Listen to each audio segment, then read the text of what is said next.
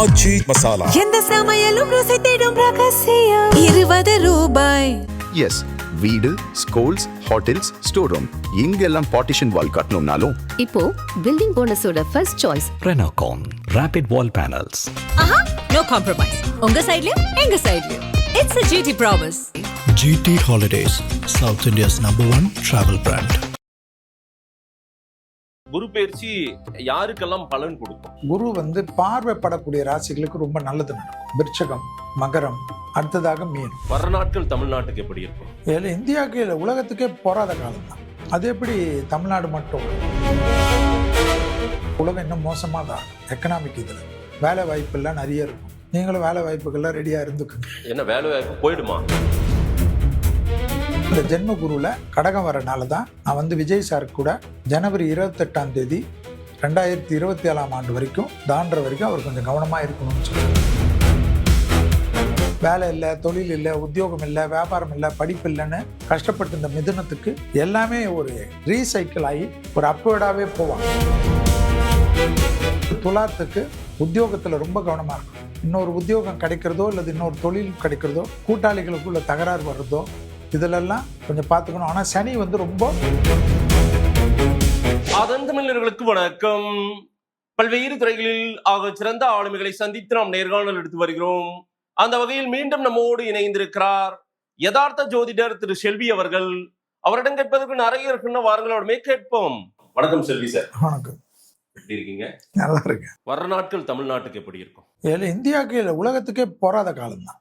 அது எப்படி தமிழ்நாடு மட்டும் வரும்? இல்ல, ஒரு புது கவர்னன்ஸ், புது கவர்மெண்ட், புது சீஃப் மினிஸ்டர், இல்லை, நிறைய சவால்கள் சந்திக்க வேண்டிய. ஏன்னா உலகத்துக்கே போராத காலம். மோடிஜி சொல்லிட்டு இருக்காரு, உங்களுக்கு புரியும். தங்கத்தை வாங்காதீங்க, ஒரு பப்ளிக் டிரான்ஸ்போர்ட்டை யூஸ் பண்ணுங்க, நிறைய கான்வாயெல்லாம் குறைச்சிக்குங்க. ஏன்னா மோடிஜி இப்போ 2 வண்டியில தான் போறாரு. அமித்ஷாவே எல்லாத்தையும் குறைச்சிட்டாங்க. ஏன்னா இனிமேல இதெல்லாம் ரொம்ப முக்கியத்துவம் ஆகிடும். நிறைய ஆட்டோமொபைல் இண்டஸ்ட்ரியுடைய இதெல்லாம் வெஹிக்கிளை தவிர மற்றதெல்லாம் விலை குறைய ஆரம்பிச்சிடும். நிறைய ப்ராப்ளம் இருக்கும், நிறைய ஸ்டாக்னட் ஆகும். ஏன்னா உலகத்தில் நிறைய போராட்ட காலங்கள் வரும். ஜூன் 2 குரு கடகத்தில் உச்சம் பெற்றாலும் சனிக்கு பார்வை கொடுக்குறார். நிறைய ஜோதிடர்கள் மாற்று கருத்து உண்டு. குரு பார்வை படுறதுனால சனி இன்னும் நல்லது பண்ணுவார், கிடையாது கெடுதல் பண்ணுற சனிக்கு ஃபுல் பவர் கொடுப்பார். அதனால உலகம் இன்னும் மோசமாக தான் இருக்கும் எக்கனாமிக். இதில் வேலை வாய்ப்பெல்லாம் நிறைய இருக்கும்.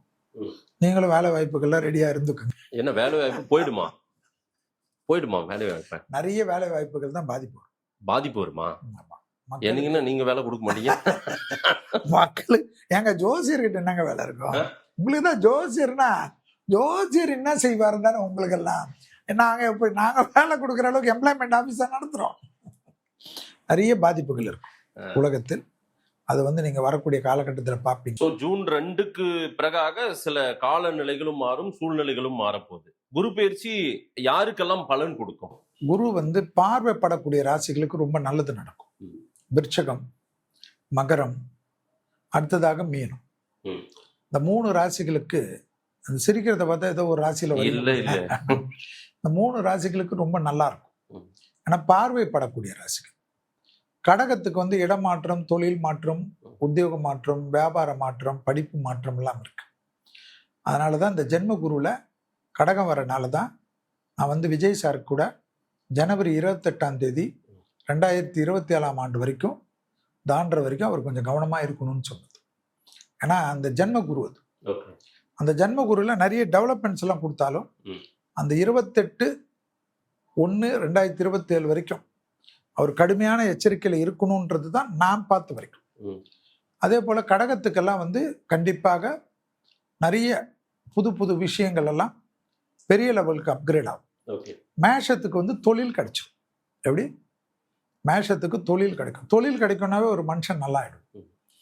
ரிஷபத்துக்கு கண்டிப்பா நல்ல காரியங்கள்லாம் நடக்கும். குடும்பத்தில் சுபகாரியங்கள், குடும்பத்தோட சந்தோஷமா இருக்கிறது, துணை அல்லது துணைவியாருக்கும் உங்களுக்கும் இருந்த மன வருத்தம் போறது, திருமண தடைகள்லாம் பரிபூர்ண நிவர்த்தி, லாபம், அசையாமசையா பொருள் சேர்க்கை, முதலீடுகள் எல்லாம் ரிஷபத்துக்கு ஏற்படும்.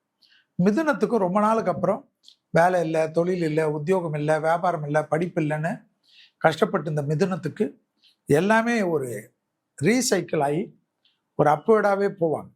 அது ஒரு பெரிய ஆச்சு. ஆமா, கண்டிப்பா. ஆனா வார்த்தையில மட்டும் கவனமா இருக்கும். யாரு? மிதுனம். அடுத்தது வந்து கடகத்துக்கு கண்டிப்பா ஒரு சேஞ்ச் வரும். ஒரு சேஞ்ச் வந்து அதை ஏத்துக்கும். ஏத்துக்காம போக விட்டீங்கன்னா, இப்போ தாவேக்காக்கு நிறைய பேர் எம்எல்ஏ நிக்கிறீங்கன்னு கேட்டு வேணான்ற கதை தான் அது. அது வந்து நிறைய பேருக்கு நானே கூட அது வந்து முதல்ல வந்து கொஞ்சம் வெயிட் பண்ணுங்கன்னு சொல்லியிருப்பேன் சிலருக்கு. ஆனா ஏன்னா நமக்கு அப்ப ஜாதகம் கிடைக்கல. அது ஒரு பெரியது. அப்போ கடகத்துக்கு வந்து வாய்ப்புகள் கிடைக்கிறச்ச டப்புன்னு பண்ணிக்கணும். சிம்மத்துக்கு வந்து கண்டிப்பா வந்து ரொம்ப நாளுக்கு அப்புறம் இந்த டிப்ரெஷன்லாம் குறையும். ஆனாலும் தேக ஆரோக்கியத்தில் சிம்மம், அதுவும் 36 வயது கடந்தவர்கள் ரொம்ப கவனமா பார்த்துக்கணுன்றது தான் நான் சொல்றது. பிள்ளைகள் விஷயத்துல அதீத கவனமாக சிம்மம் இருப்பது முக்கியமான விஷயம். அடுத்ததாக கன்னியா ராசிக்காரர்களுக்கு கண்டிப்பாக லாபம் முதலீடுகளில் கொஞ்சம் கவனமா இருக்கும். கன்னிக்கு வந்து ரொம்ப நல்லது நடக்க போறது என்னன்னா, பிள்ளைகள் விஷயமும் துணை அல்லது துணைவியார் விஷயத்திலும் இருந்த பாதிப்புகள்லாம் குறையும். ஆனால் முதலீடுகள், பண வரவு போன்ற விஷயத்தில் பல சங்கடங்கள், கணக்கு வழக்குகளில் சங்கடங்கள்லாம் ஏற்படும். அடுத்தது துலாத்துக்கு உத்தியோகத்தில் ரொம்ப கவனமாக இருக்கும். உத்தியோகம் இல்லாமல் இன்னொரு உத்தியோகம் கிடைக்கிறதோ அல்லது இன்னொரு தொழில் கிடைக்கிறதோ, கூட்டாளிகளுக்குள்ள தகராறு வர்றதோ, இதிலெல்லாம் கொஞ்சம் பார்த்துக்கணும். ஆனால் சனி வந்து ரொம்ப ஹெல்ப் பண்ணுறது துலாத்துக்கு.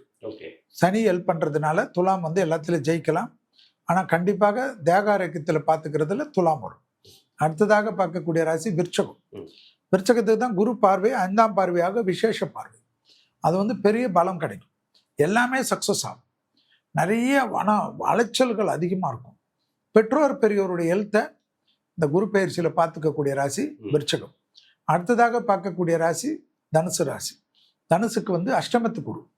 அஷ்டமத்து குரு என்றதுனாலும் வார்த்தைக்கு மதிப்பு மரியாதை குடும்பத்தில் வெளிவட்டாரத்தில் ஏற்படும். நிறைய சுபவிரயங்கள் அதிகமாக ஏற்படக்கூடிய ராசியில் தனுசு வரும்.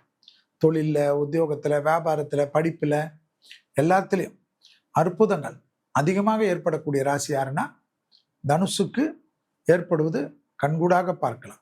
அடுத்ததாக பார்க்கக்கூடிய ராசி மகரம். மகரத்துக்கு துணை அல்லது துணைவியார், கணவனாக இருந்தால் மனைவியின் உடல்நிலை, மனைவியாக இருந்தால் கணவனின் உடல்நிலை, ஆணாக இருந்தால் பெண்கள் விஷயம், பெண்களாக இருந்தால் ஆண்கள் விஷயம் மட்டும்தான் கவனம். மற்றபடி அதே போல வண்டியில கொஞ்சம் கவனமா இருக்கக்கூடிய ராசியில மகரம் ஆகும். வண்டியில வந்து அஷ்டமத்தில் கேது இருக்கிறதுனால வண்டியில வித்தை காட்டுறது, வீலிங் பண்றது, போனை யூஸ் பண்ணிக்கின்னு போறது, நான் எப்பேற்பட்ட டிரைவர் தெரியுமான்னு பிலிம் காட்டுறது, அதெல்லாம் காட்டியிருந்தா ஹாஸ்பிட்டலில் காலை தூக்கின்னு தான் படுத்துட்டு இருக்கணும். மற்றபடி லாபம், அனுகூலம், சந்தோஷம், சுபகாரியங்கள் எல்லாம் மகரத்துக்கு நடக்கும். அடுத்ததாக பார்க்கக்கூடிய ராசி யாருன்னா கும்பராசி.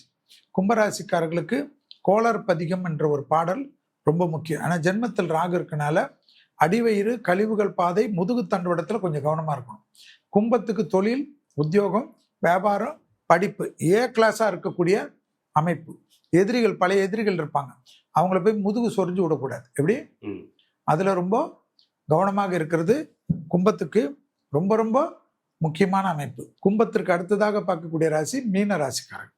மீன ராசிக்காரர்களுக்கு எல்லாமே ஏற்றம்.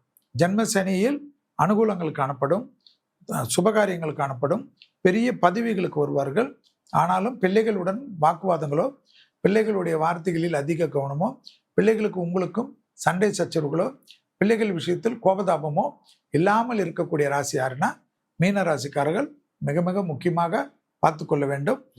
பிள்ளைகளுடைய பழக்க வழக்கத்தில் கவனமாக இருப்பது தான் முக்கியம். வாழ்த்துக்கள். நன்றி.